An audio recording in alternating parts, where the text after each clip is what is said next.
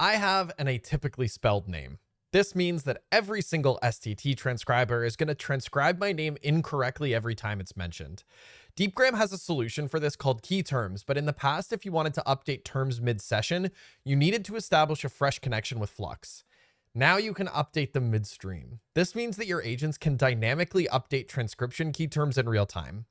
So for this example, I'm going to be taking the wheel just so you can see it working in real time. Hey there, my name's Shane. Hey Shane, nice to meet you. How can I help you today? And we can see that it's transcribed incorrectly, but we knew this was going to happen. Thankfully, we can update keyterms mid-session. Let's update the keyterm and try again. Actually, it's spelled Shane. Ah, got it. Shane. Thanks for letting me know. What can I do for you today, Shane?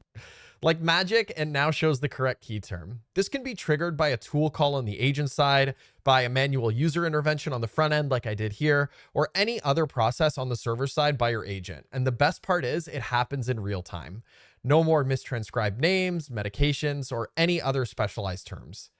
This demo is open source, so you can open it up and try your own name too. It's an amazing feeling to finally have accurate transcription.